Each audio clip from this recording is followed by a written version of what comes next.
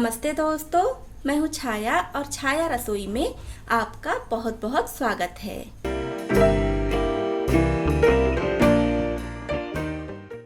एक बार फिर से मैं आपके लिए बहुत ही यूजफुल टिप्स एंड ट्रिक्स लेकर आई हूँ, जिससे आपका समय तो बचेगा ही, आपके पैसे भी बचेंगे। हमारा पहला टिप है एप्पल को लेकर। तो जैसे एप्पल हम काटते हैं और अगर बच्चों को टिफिन में देना है या कुछ देर के लिए रख दें तो ये काले पड़ जाते हैं। तो इसको काला होने से बचाने के लिए क्या करना है, पहले एप्पल को काट लें।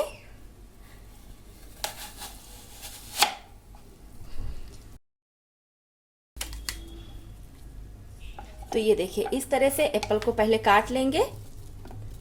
अब क्या करेंगे, नींबू का एक छोटा सा टुकड़ा लेंगे और हल्के हाथ से ऐसे जहां पर एप्पल कटा हुआ है यहां पर ऐसे लगा देंगे।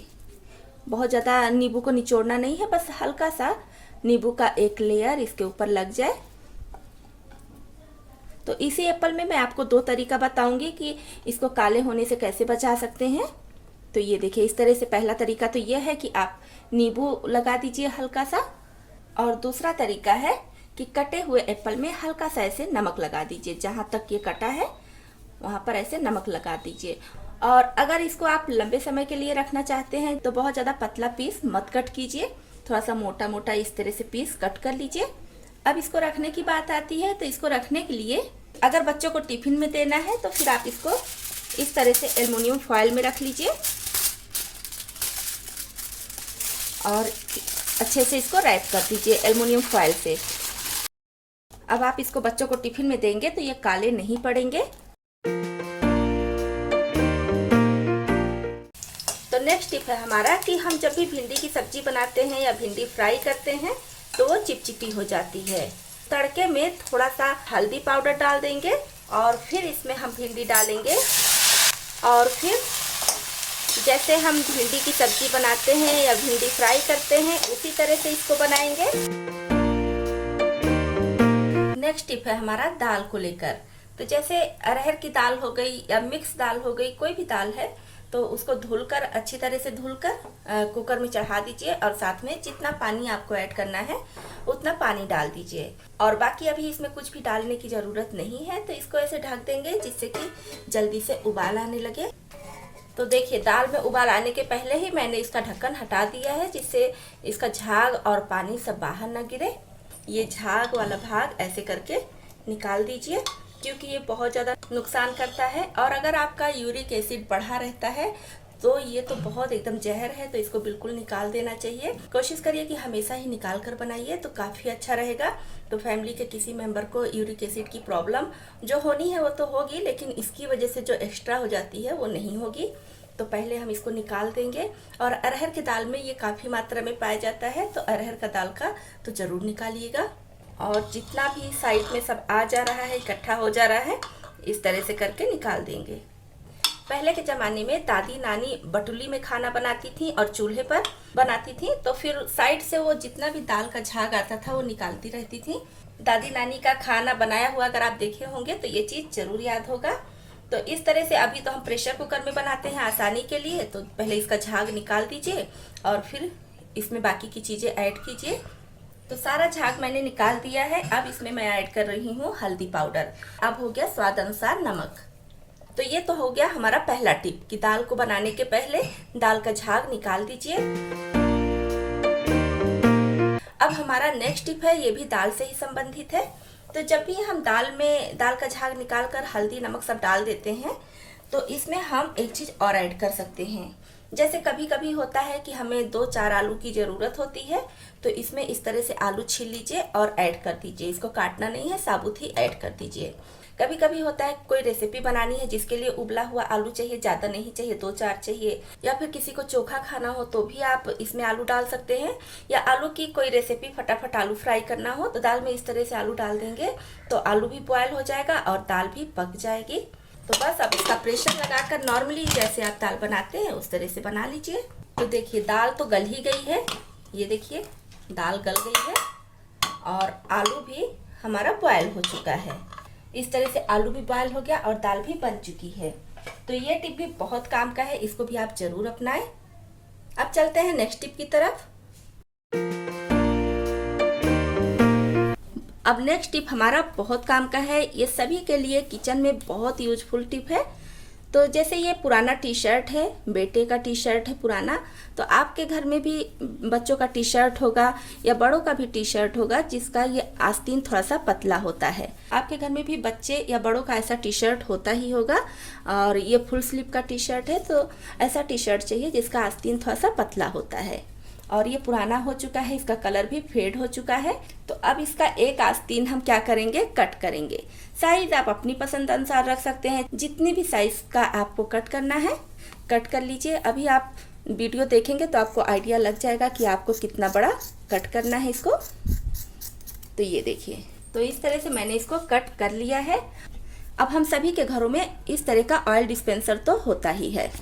तो जब भी हम ऑयल निकालते हैं तो साइड से होते हुए ऑयल ऐसे नीचे गिरने लगता है। जहाँ भी हम ये ऑयल डिस्पेंसर रखते हैं वहाँ का ज़मीन काला पड़ जाता है, चिपचिपा हो जाता है।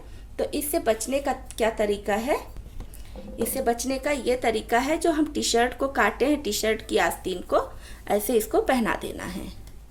ये देखिए इस तरह से, क्योंकि ये स्ट्रेचबल है, ये देखिए, तो ये हर साइज़ के ऑयल डिस्पेंसर में फिट हो जाएगा। इस तरह से इसको पहना देना है। अब क्या है कि जब हम ऑयल डालेंगे तो यहाँ से जो भी ऑयल गिरेगा ये कपड़ा सोख कर लेगा। तो इसकी वजह से यहाँ का फर्श चिपचिपा नहीं होगा, गंदा भी नहीं दिखेगा। और कुछ कुछ दिनों पे आप चाहे तो इस कपड़े को धुल दीजिए, या तो फिर पुराना कपड़ा है तो आप इसको निकाल कर फेंक दीजिए और फिर दूसरा लगा लीजिए। और चाहे तो इसको फोल्ड करके भी ऐसे लगा सकते हैं। इसीलिए मैंने बोला था कि आप चाहे तो छोटा कट कीजिए चाहे बड़ा कट कीजिए, क्योंकि इसका मेन काम है यहाँ से जो ऑयल गिरे ये सोख ले। तो ये बहुत काम का टिप है, इसको आप जरूर अपनाएं।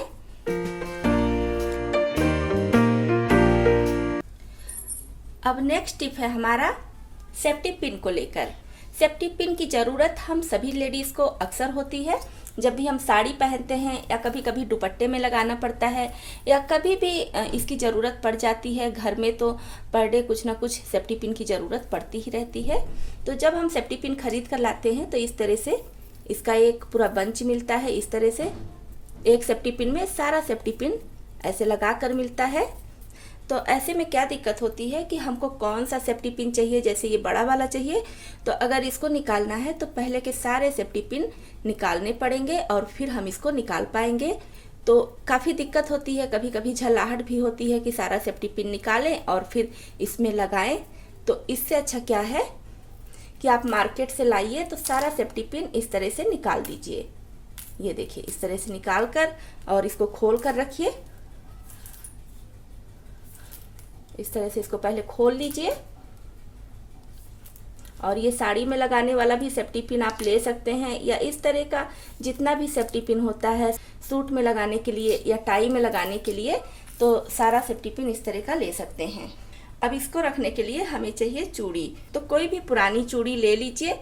जैसे ये कांच की चूड़ी है तो आप इसको भी ले सकते हैं, लेकिन इसमें एक प्रॉब्लम ये है कि अगर ये गिर जाए किसी कारण से, मान लीजिए हाथ से छूट जाए, तो चूड़ी टूट जाएगी। तो इससे अच्छा क्या है, आप इस तरह के मेटल की चूड़ी लीजिए। ये देखिए मेटल की चूड़ी या फिर प्लास्टिक की चूड़ी, या फिर आजकल मार्केट में बहुत सारी चूड़ियाँ आ रही हैं जो गिरने पर भी नहीं टूटती हैं। तो इस तरह की कोई पुरानी चूड़ी ले लीजिए। और देखिए मैं इसमें लगा कर भी रखती हूँ। ये देखिए इसको मैंने साड़ी में लगाया था, इसलिए कागज लगा कर इसको रखी हूँ। साड़ी का जब पिन हम निकालते हैं तो कभी कभी साड़ी फट जाती है, तो इस तरह से कागज लगा कर जब हम सेफ्टी पिन साड़ी में लगाएंगे तो साड़ी फटती नहीं है। तो इस तरह से सेफ्टी पिन आप इसमें ऐसे लगा दीजिए। ये टिप बिल्कुल नया है, आप इसको ज़रूर अपनाएं, आपके बहुत काम आएगा। आपका बहुत सारा समय भी बचेगा और आपका सेफ्टी पिन भी खोएगा नहीं, क्योंकि छोटा होता है तो कहीं इधर रख दीजिए कहीं उधर रख दीजिए, तो इसके गायब होने का डर रहता है। फिर ज़रूरत पे नहीं मिलता है तो बहुत दिक्कत हो जाती है। तो इस तरह से आप सारे सेफ्टी पिन को एक जगह इकट्ठा करके रख लीजिए। ये देखिए सारा सेफ्टी पिन एक जगह इकट्ठा है। अब ये गिरेगा भी तो भी नहीं टूटेगा। तो जब भी आपको जिस सेफ्टी पिन की ज़रूरत हो ऐसे कीजिए और सिर्फ आप वही सेफ्टी पिन निकाल लीजिए। तो ये टिप बहुत काम का है, खासकर लेडीज़ के लिए तो बहुत ही ज़्यादा इम्पोर्टेंट टिप है ये। तो इसको आप ज़रूर अपनाएं, क्योंकि आपका सेफ्टी पिन हमेशा गायब हो जाता है या कहाँ रख देते हैं पता ही नहीं चलता है। तो इसको इस तरह से हैंग कर दीजिए। और आप लोग पता नहीं क्या बात है, मेरे वीडियो पे कमेंट ही नहीं करते हैं कि आपको कौन सा टिप पसंद आया या कौन सा नहीं भी पसंद आया, तो वो भी तो मुझे पता चलनी चाहिए, ताकि मैं आगे से और भी अच्छे अच्छे टिप आपके साथ शेयर करूं। तो ये टिप आपको कैसा लगा, या आज का कौन सा टिप आपको सबसे ज़्यादा अच्छा लगा, तो बताइएगा।